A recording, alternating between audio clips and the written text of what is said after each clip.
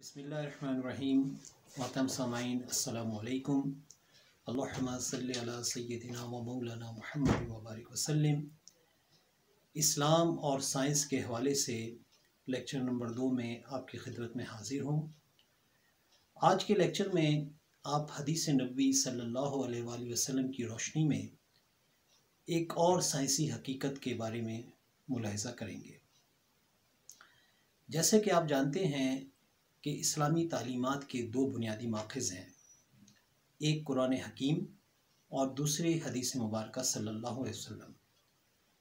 जैसा कि आप जानते हैं कि अल्लाह तबारक व तआला ने अपने नबी सल्लल्लाहु अलैहि वसल्लम को बज़रिया वही अर्ज़ व समा के तमाम उलूम सिखाए और इन उलूम की बुनियाद बना अल्लाह तबारक व तआला का इल्म।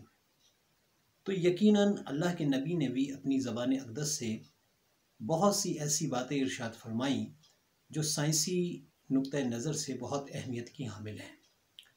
इन्हीं में से एक हदीस आपके सामने बयान करने जा रहा हूँ और फिर उसके बाद उस हदीस का साइंसी नुक्ते नज़र से मवाजना करूँगा।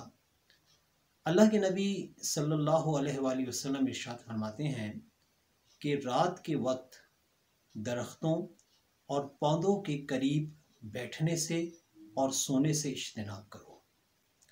यानी अल्लाह के नबी ने इस हदीस में घने पेड़ों और पौधों के नीचे बैठने और सोने से वाज़े तौर पे मना किया है। एक दौर में इस हदीस को बुनियाद बनाकर हमारे बुज़ुर्ग ये कहा करते थे कि चूँकि दरख्तों पे आसेब हैं, जिन्नात का साया होता है और इस वजह से दरख्तों के नीचे जाने से वो मना किया करते थे। मेरा आज का मौजू जिन्नात या आसेब के हवाले से बात करना नहीं है। ये एक अलहदा से टॉपिक पे मैं इंशाअल्लाह आपके सामने इस हवाले से भी बात करूँगा। लेकिन आज मैं आपको बताने जा रहा हूँ कि अल्लाह के नबी ने क्यों हमें दरख्तों के नीचे से बैठने से मना फरमाया। आप सब जानते हैं कि इंसान की सबसे बड़ी ज़रूरत जो है ऑक्सीजन है और ऑक्सीजन हासिल करने का सबसे बड़ा ज़रिया दरख्त और पौधे हैं। और हमारी अक्सरियत ये भी जानती है कि ये दरख्त जो हैं ये ऑक्सीजन और कार्बन डाइऑक्साइड को दो मुख्तलिफ औकात में जज़्ब और ख़ारिज करते हैं। साइंसी नुक्ते नज़र से दिन की रोशनी में दरख्त और पौधे जो हैं वो कार्बन डाइऑक्साइड जज़्ब करते हैं और उसके बदले में हमें ऑक्सीजन प्रोवाइड करते हैं। और ये ऑक्सीजन जो है ये हर इंसान की बुनियादी ज़रूरत है ज़िंदा रहने के लिए। लेकिन जैसे ही शाम होती है और अंधेरा छाने लगता है, पौधों का ये अमल जो है ये बदल जाता है। यानी रात के वक्त पौधे जो है वो कार्बन डाइऑक्साइड खारिज करना और ऑक्सीजन जज़्ब करना शुरू कर देते हैं।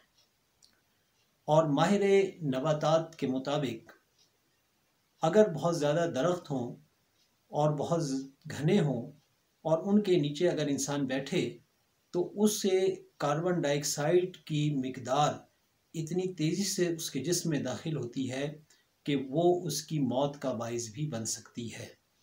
क्योंकि कार्बन डाइऑक्साइड की ज़्यादा मिकदार जो है वो कार्बन मोनोऑक्साइड में बदल जाती है और ऑक्सीजन ना होने की वजह से वो शख्स सांस लेने में दिक्कत महसूस करता है और अगर उसकी क़ुव्वत मुदाफ़ियत कमज़ोर हो तो सकता है कि रात के किसी पहर उसकी मौत वाक़ई हो जाए क्योंकि उसको मुनासिब मिकदार में ऑक्सीजन नहीं मिलेगी।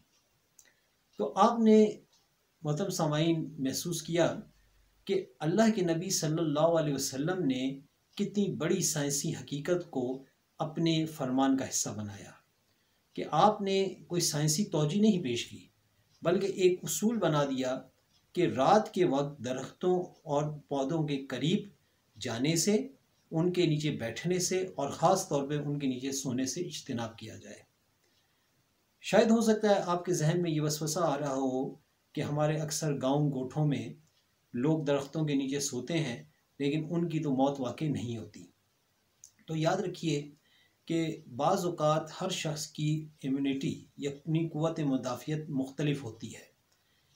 अगर मौत वाकई ना भी हो लेकिन माहिरीन ये कहते हैं कि मुसलसल दरख्तों के नीचे सोने से रात के वक्त जो है अस्थमा यानी जिसे दमा कहते हैं उसकी बीमारी लायक होने का अंदेशा होता है।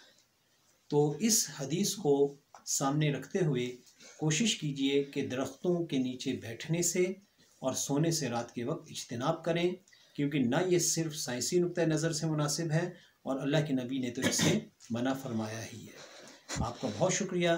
अस्सलामु अलैकुम।